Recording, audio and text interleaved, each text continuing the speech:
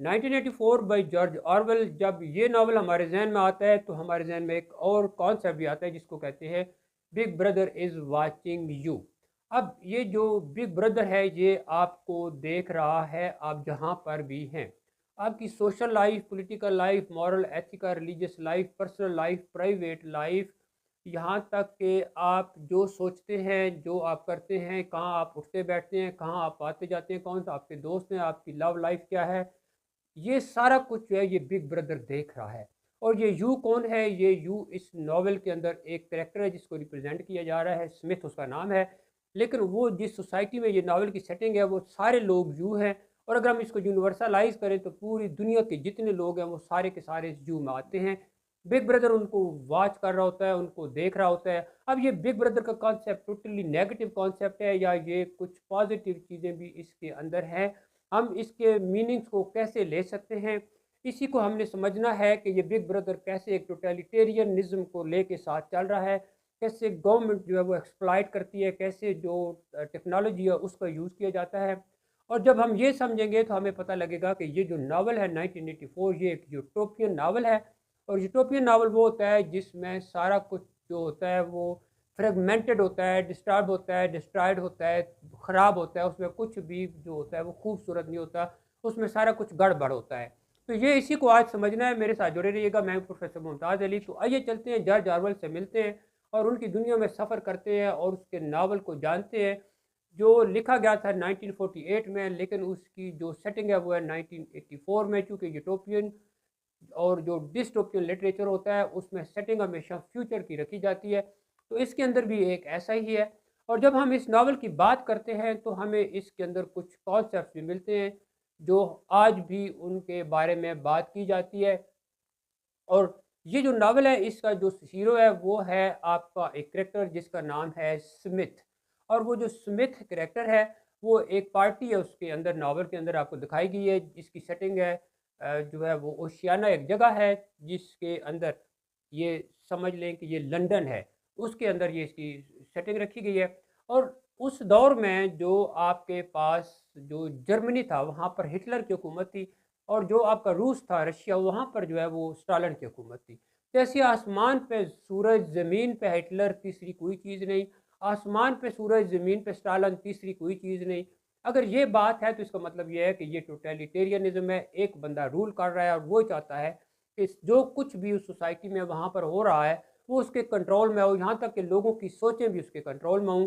तो ये George Orwell कहता है कि अगर यही हालात हमारे जो इंग्लैंड है इसमें हों तो क्या होगा? तो कहते हैं कि वहाँ पर भी यही कुछ होगा और वहाँ पर जो सेटिंग रखी गई है वो है ओशियाना की, लंदन की।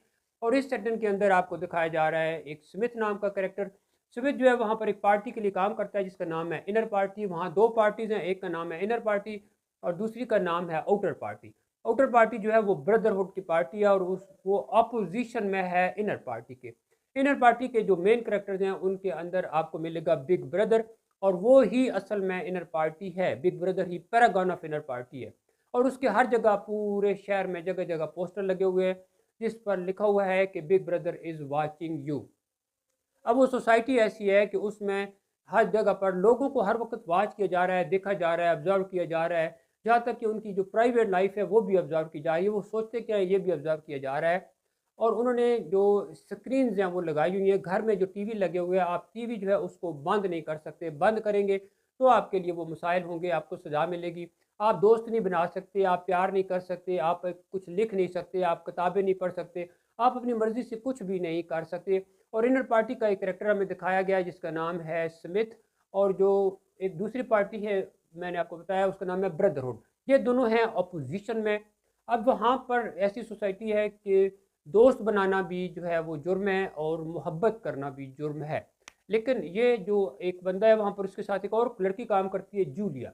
अब जूलिया जो है उससे ये नफ़रत करता है शुरू में कि वो उससे मिल नहीं सकता क्योंकि उस सोसाइटी में मिलना मना है, किसी से मोहब्बत का इज़हार करना मना है। फिर उसको एक और लड़का पसंद है जिसका नाम है ओब्रायन। अब वो उससे भी नहीं मिल सकता क्योंकि दोस्ती बनाना और दोस्त बनना और किसी से मिलना, शेयरिंग करना, ये भी वहाँ पर जुर्म है। तो चूँकि ये सारे जुर्म हैं तो फिर क्या करें ये लोग? अब एक दिन होता ये है कि वो जो लड़की है जूलिया वो एक दिन एक जो कागज़ है उसके ऊपर लिख के इसको कहती है, इसकी तरफ फेंकती है कुछ चीज़ जिस पर लिखा होता है आई लव यू। अब यहाँ से इसकी ज़िंदगी जो है वो बदलना शुरू हो जाती है, उसको मोहब्बत मिलनी शुरू हो जाती है। अब ये जूलिया के साथ मोहब्बत में इन्वॉल्व हो जाएगा और फिर वो ओबराय के साथ भी मिलता जुलता है। उसको लगता है कि ओबराय की वही सोचें हैं जो मेरी सोचें हैं।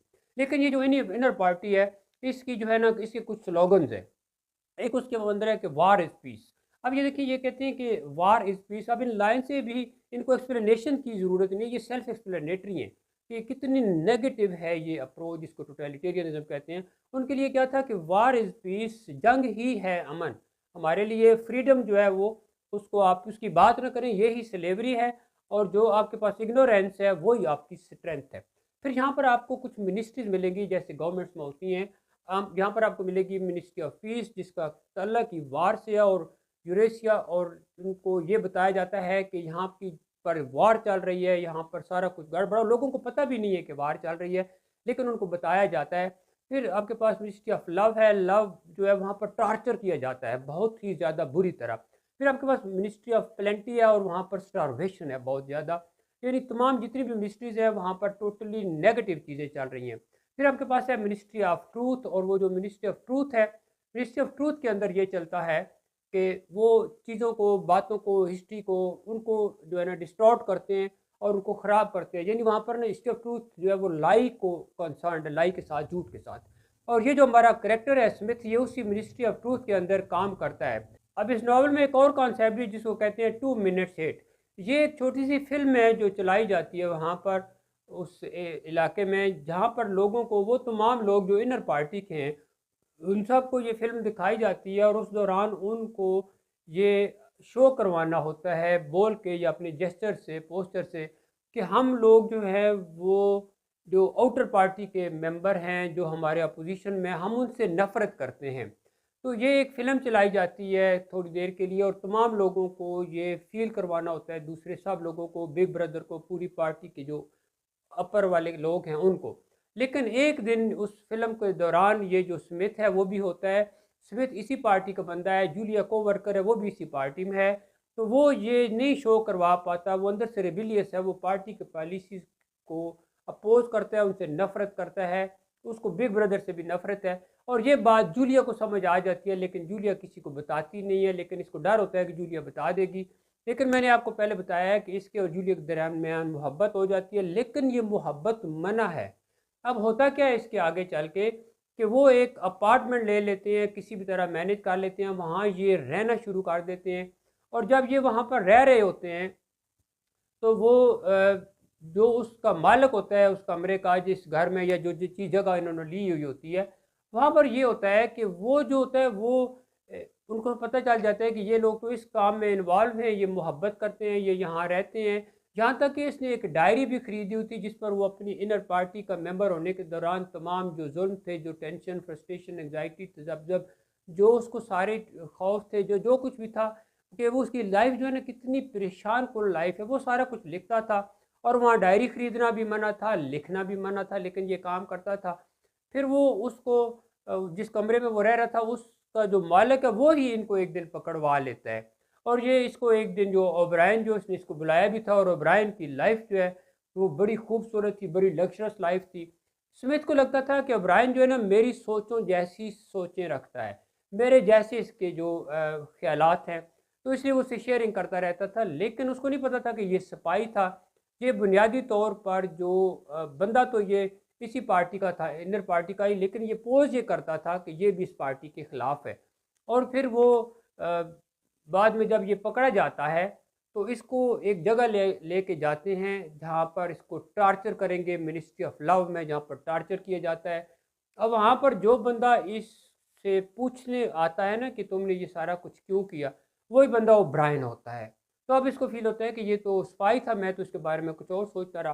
फिर वहाँ पर जो है इसको टॉर्चर किया जाता है, जूलिया को भी टॉर्चर किया जाता है, 101 रूम में इनको रखा जाता है। फिर इसको जब ये कुछ बातें नहीं मानता तो इसको ना एक ऐसे कमरे में लेके जाते हैं जहाँ पर इसके मुंह पर कोई पिंजरा चढ़ा के ना उसमें चूहे छोड़ देते हैं। तो उसकी वजह से वो शोर करता है तंग पड़ के ना, वो सारी बातें जो उसने सोची थी रेबेलियन होने के हवाले से, वो सारी वो कह देता है, मान लेता है कि हाँ ये सारा कुछ मैंने किया है। अब उसको वहाँ से निकाल दिया जाता है। निकाल दिया जाता है तो अब वो और ये जो है आपकी जूलिया, अब जूलिया को भी सज़ा दी गई थी, लेकिन जूलिया जो है उसको उस लेवल की सज़ा नहीं मिली थी जिस लेवल की इसको सज़ा मिली थी, जो ये स्मिथ है। अब इसको समझ लग गई है कि वो ब्रायन जो था वो स्पाई था, चीटर था। ये जो लड़की है ये इसके साथ में मोहब्बत करता, तो ये भी पता लग चुका है। और वो जिसके घर में हम रहते थे, जिससे कमरा लिया हुआ था, उस बंदे ने हमारे साथ चीटिंग की है। तो अब ये वहाँ से बाहर तो आ गया है, निकाल दिया गया है उस रूम के अंदर। अब इसको जब कहते हैं कि 2+2=5, तो ये कहता है 2+2=5। अब ये इसकी जहनी हालत इस टार्चर के बाद इतनी बुरी हो चुकी है, इतनी ख़राब हो चुकी है इसकी और जूलिया की, कि ये एक जगह बैठे भी होते हैं, इनके दरमियान मोहब्बत ख़त्म है, फीलिंग्स ख़त्म है, प्यार मोहब्बत ख़त्म है। ये एक दूसरे को देखते भी हैं तो कुछ इनमें अटैचमेंट नहीं आती, फीलिंग्स नहीं आती, कुछ ऐसे जज्बा जुनून नहीं है, वो मोहब्बत ख़त्म। अब ये इस टॉर्चर के बाद ज़हनी तौर पर इतने नफसियाती तौर पर डिस्टर्ब हैं कि ये बैठे भी एक दूसरे के सामने हैं लेकिन फीलिंग लेस हैं। ये अखबार पढ़ रहा होता है, कुछ चाय कॉफ़ी पी रहा होता है, लेकिन ये कुछ लिख भी रहा होता है और उसके ऊपर मेज़ के ऊपर अपनी उंगलियों से। और इसको ये बावर करवाया जाता है कि बिग ब्रदर जो है वो तुमसे बहुत ज़्यादा मोहब्बत करता है। अगर ये ना भी हो तो ये खुद ही शायद कह रहा होगा कि आई लव बिग ब्रदर, और बिग ब्रदर इसको कह रहा होगा कि आई लव यू। लेकिन इसको जो इसको वॉच किया जा रहा था, जो इसको मेंटली टॉर्चर किया जा रहा था, उसका नतीजा ये निकला कि वो रेबेलियस था, लेकिन वो सारी उसकी जो लाइफ है वो सारी तबाह होकर रह जाती है। वो सारी जो है ना उसको ख़राब होकर रह जाती है, वो कुछ भी उसके पास बाकी नहीं रह जाता। और बाकी ये जो अगर हम इसके अंदर बात करें इसके बिग ब्रदर के कॉन्सेप्ट की, तो बिग ब्रदर का जो कॉन्सेप्ट है ना, इसको अगर हम दो तरह से देखें। अगर हम बात करें मिशेल फोकू से और उससे पूछे कि इसके बारे में वो क्या कहते हैं, तो उनके पास एक कॉन्सेप्ट मिलता है जिसको कहते हैं पेनोप्टिकॉन। अब ये जो पेनोप्टिकॉन का कॉन्सेप्ट है, ये ऐसे समझ लें कि जैसे एक दरमियान में एक ऐसी जगह बनी हुई है कि कोई जेल है, चारों तरफ जो है ना उसमें कैदी हैं, और दरमियान में एक जगह है, एक हाउस सा बना हुआ है। वहाँ से वो बंदा खड़ा हुआ है और वो सबको देख रहा है। तो इस कंसेप्ट को पेनोप्टिकॉन कहते हैं। तो big brother is watching you. अगर हम बिग ब्रदर को नेगेटिव लेना जो इसके अंदर है कि उसने आपकी सोचों तक को कंट्रोल किया हुआ है, आप अपनी मर्ज़ी से कुछ नहीं कर सकते, आपकी तमाम तरह की लाइफ जो है वो उसके कंट्रोल में है, तो बिग ब्रदर जो है ये तो एक नेगेटिव करेक्टर बन जाता है। और पेनोप्टिकॉन में भी ये नेगेटिव बन जाता है कि अगर आप वॉच किए जा रहे हैं, आप अपनी मर्ज़ी से कुछ कर ही नहीं सकते। अगर आपको उसकी वजह से खौफ रहता है, एक टेंशन रहती है, एक तजब्जब रहता है, एक दबाव रहता है, एक घबराहट रहती है, आप पैनिक रहते हैं, तो इसका मतलब ये है कि आपका ये जो बिग ब्रदर का कॉन्सेप्ट है ये नेगेटिव है। लेकिन याद रखिएगा कि जहाँ पर ह्यूमन बीइंग रहता है उसकी एक बॉडी होती है, एक उसकी सोल होती है। जब भी वो कुछ अच्छा करने लगता है तो भी उसको कुछ फीलिंग्स आती हैं, कुछ सिस्टम, कुछ चीज़ उसके अंदर से आती है कि ये नहीं करो। जब वो अच्छा करता है तो भी उसको अंदर से कुछ फीलिंग्स आती हैं। तो देखिए, अगर आपके जहन में एक ये बात बिठा दी जाए कि कोई है जो ऑब्ज़र्व कर रहा है आपको, कि इसका मतलब अगर ये लें कि जब आप ऑब्ज़र्व हो रहे हैं तो आप हर वो काम, हर वो बात socially, politically, morally, ethically, religiously, personally, emotionally, intellectually, हर तरह से आप वो काम करें जो आपके लिए गुड हो, बेटर हो, बेस्ट हो, सबसे अच्छा हो। जब ये बात होगी तो कोई आपको देख रहा है, आप फिर कोई वो काम नहीं करेंगे जो आपके लिए इल हो, नेगेटिव हो। फिर जब अपने लिए करेंगे नहीं करेंगे तो आप किसी दूसरे के लिए भी नहीं करेंगे। तो फिर एक जो ऐसी सोसाइटी में जब हर बंदा अपना रोल प्ले करेगा, तो एक ऐसी सोसाइटी वजूद में आती है जो एक खूबसूरत सोसाइटी होती है।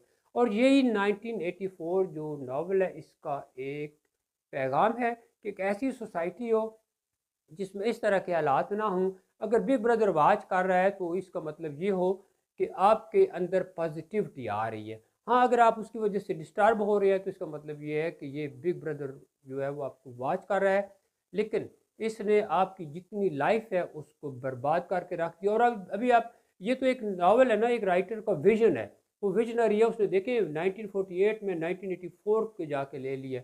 और अभी आप देखें यूटोपियन जो नावल है उसकी जितनी भी सारी चीज़ें आपको मिलती हैं वो आपको इसके अंदर, और ये पूरी दुनिया में आप अपने इर्द गिर्द अपने माहौल में जहाँ जहाँ पर आप लोग रहते हैं आप उस पर अप्लाई करके देखें 1984। आपको गवर्नमेंट की तरफ से जो डिस्ट्रक्शन है वो मिलेगी, टेक्नोलॉजिकल डिस्ट्रक्शन मिलेगी, आपको एनवायरमेंटल डिस्ट्रक्शन मिलेगी, ऑपरेशन मिलेगा, मैस पॉवर्टी मिलेगी, आपको एनार्की आपको मिलेगी, फिर आपको जो सर्वाइवल की जंग है लड़नी आपने वो आपको इसके अंदर मिलेगी। ये सारी चीज़ें आपको इसके अंदर मिलेगी और एक डिस्टॉर्टेड सोसाइटी जो है वो भी आपको अंदर मिलेगी। लेकिन ये डिसऑर्डर है ना, इसको ऑर्डर में बदलना है, यही जॉर्ज ऑरवेल का काम था और यही वो चाह रहे थे। और ये है जी सारा आपका 1984। अगर आपको ये वीडियो पसंद आए जो टोटलिटेरियनिज्म को लेके है, ये वन मैन गवर्नमेंट को लेके है, यूटोपियन नावल है, तो लाइक एंड शेयर करें एंड थैंक्स फॉर वाचिंग।